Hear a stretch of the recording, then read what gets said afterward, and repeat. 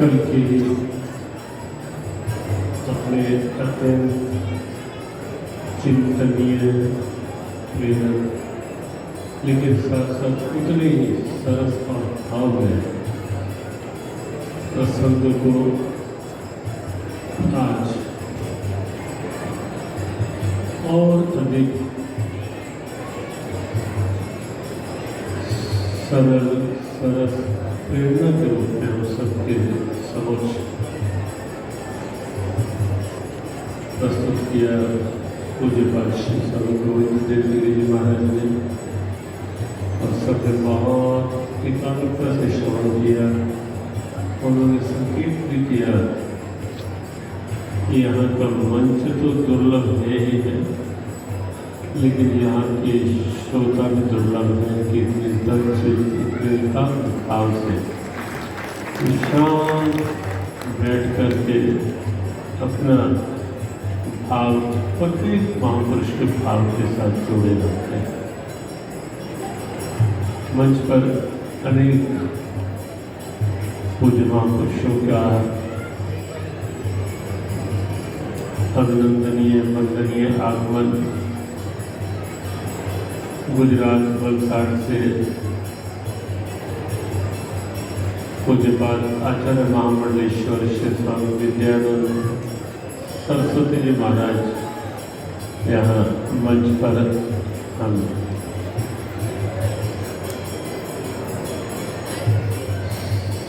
सबको अपने दर्शकों का सौभाग्य दे रहे हैं।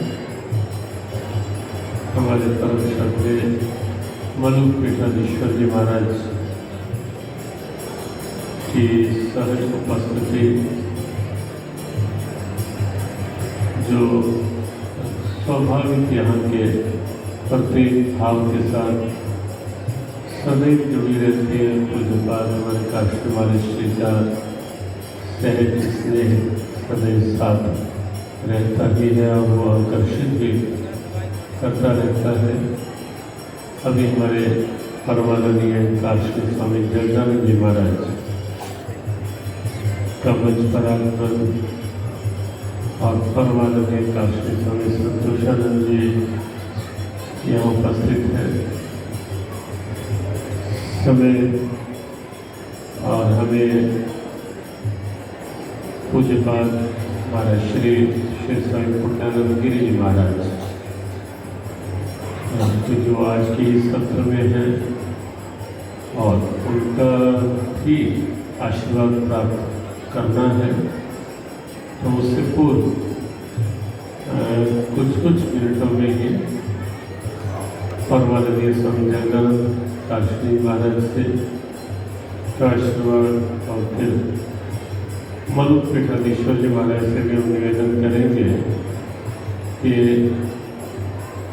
आज यद्यपि हमने कल संकेत किया था कि शारीरिक अब प्रभु की कृपा है, उनका शब्दों में हम आशीर्वाद लेंगे, लेकिन उससे पूर्व अपने काशी श्री स्वामी जगदानंद जी महाराज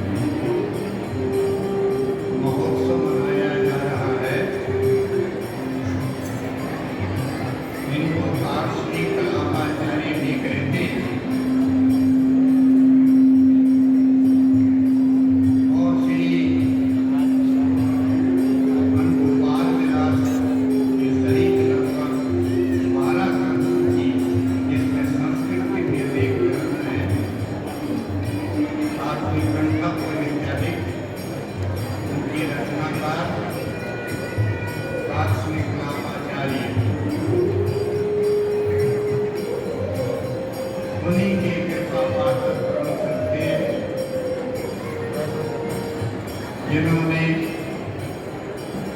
जीवन भर अथक परिश्रम करके अपनी गुरु परंपरा के मान मर्यादा को उच्च शिखर पर पहुंचाया और हमारे परम श्रद्धे महामंडलेश्वर जी इस बात के साक्षी हैं कि हम दोनों ने पूज्य गुरुदेव को यहाँ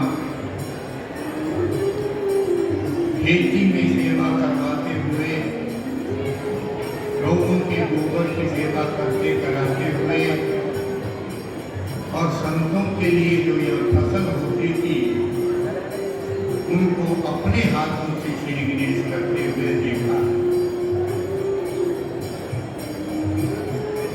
महाराज जी सहित हमारे अन्य अनेक गुरु भाई उन्हीं की गोद में खेले हैं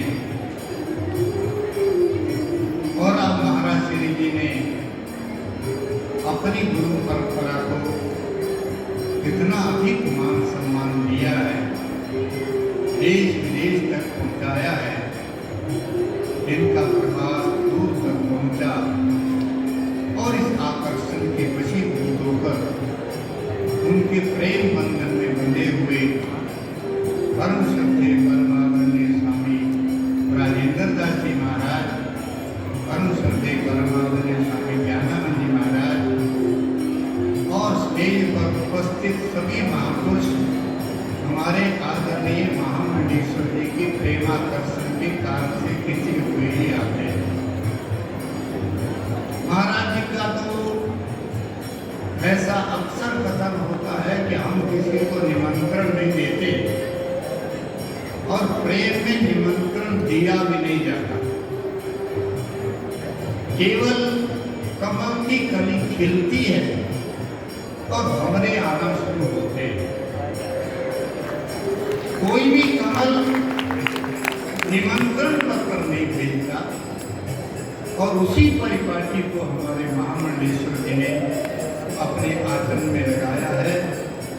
हमारे ठाकुर जी रमन बिहारी जी की सुगंधी वो कमल की खिलते हुए आनंद की सुगंधी इस समय चारों ओर फैलती है तो भंवरे उनके प्रेमी उनके स्नेही खींचे हुए चले आते हैं।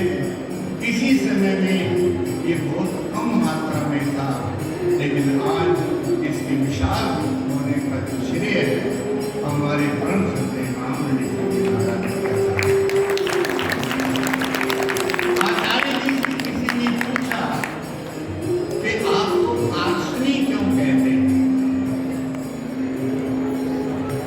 तो आप सब जानते हैं अनेक संतों ने इस पर व्याख्या भी की है और ऐसा कथन भी किया जाता है कि जिसका ब्याह हो उसी के गीत गाए जाएं।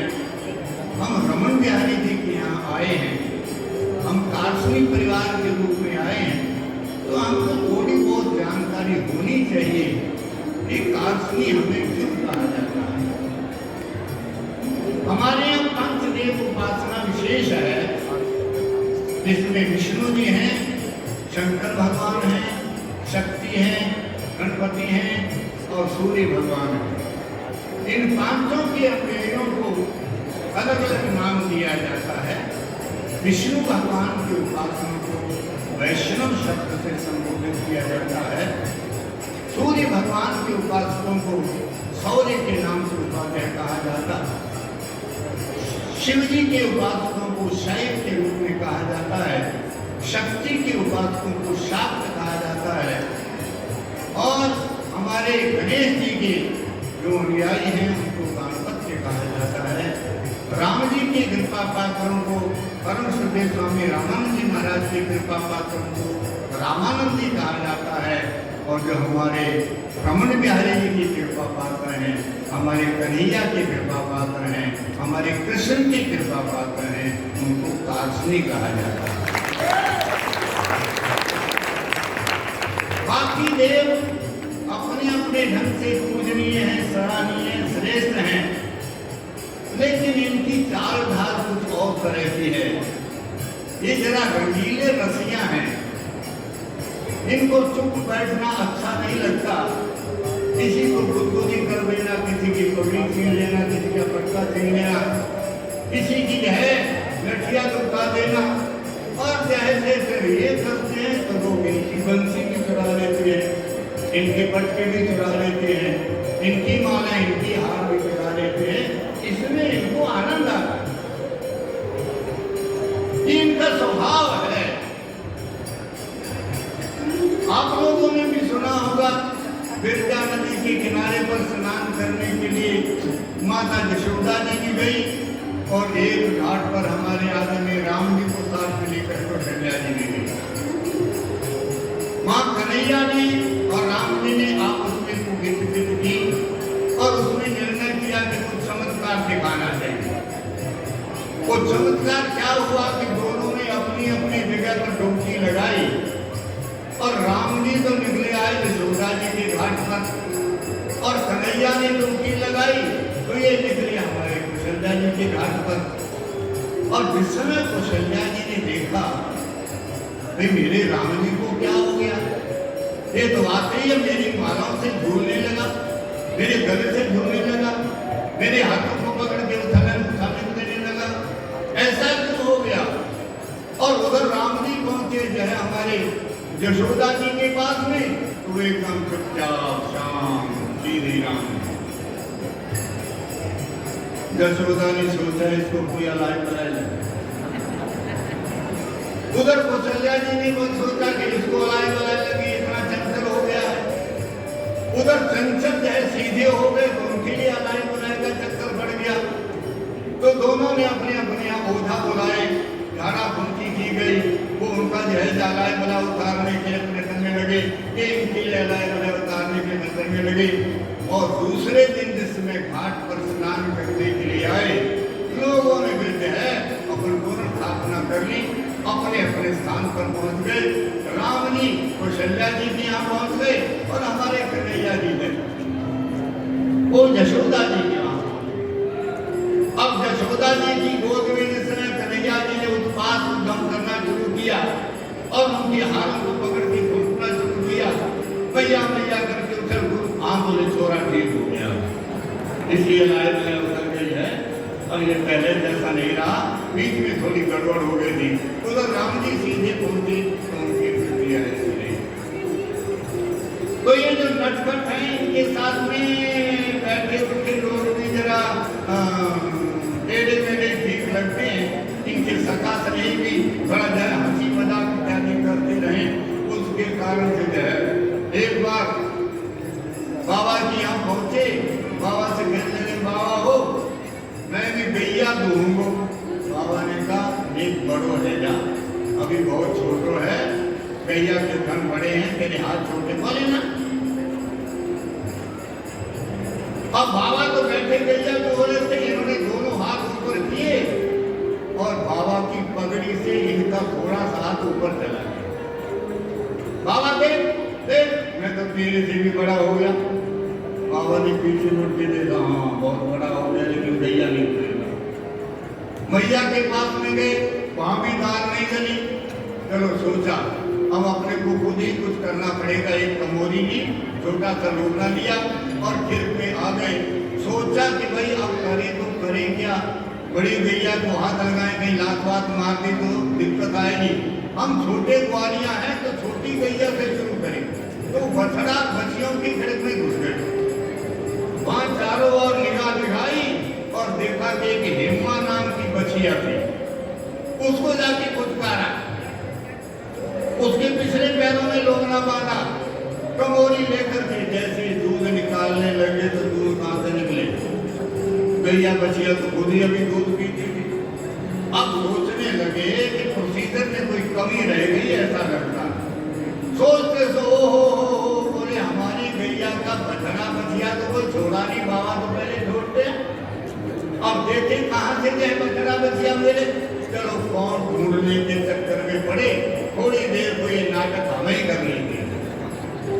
पीछे गए, दोनों हाथ नीचे रखे, हम गए करते हुए और तुरंत जाकर के हिम्मा नाम की बछिया के समझने लगे। इनका तो संकल्प सिद्ध है, कर्तुम अकर्तुम अन्यथा तक तुम समर्थ हैं। देखते देखते उनका आयन बढ़ा, चारों थन बढ़े और चारों थनों में से एकदम धार निकलनी शुरू हो गई।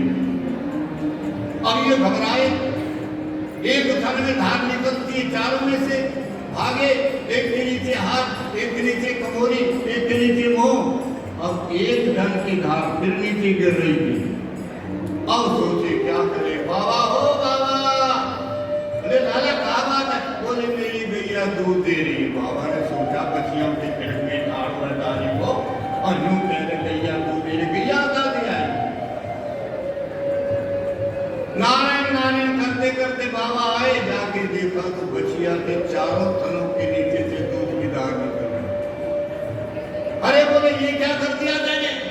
बोले बाबा मैंने क्या कर दिया? तेने गैया नहीं धोनी थी, मैंने छोटी गैया से चालू कर दिया। अब मेरे को क्या पता था चारों थनों में से दूध की धार गिरने लगी। बाबा ने सारे बर्तन मंगाए, सब भर लिए और दूध फिर भी चल रहा। अरे बोले बंद तो कर। कन्हैया ने सोचा इसका मतलब है कि बाबा को बंद करना ये करिश्मा तो हमने ही दिखाया, हमने चालू किया।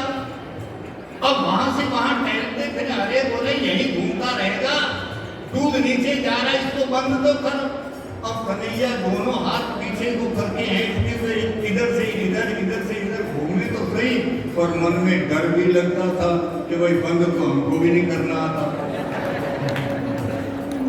अब सोचा कि गैया का दूध धोने के बाद बाबा थोड़ा थपथपाते हैं, फुटकारा लगाते हैं, ये क्या लगा के देख लेते हैं, चल गया तो फिर नहीं तो दुखता। और जैसे ही गैया को थपथपाया दूध बंद हो गया।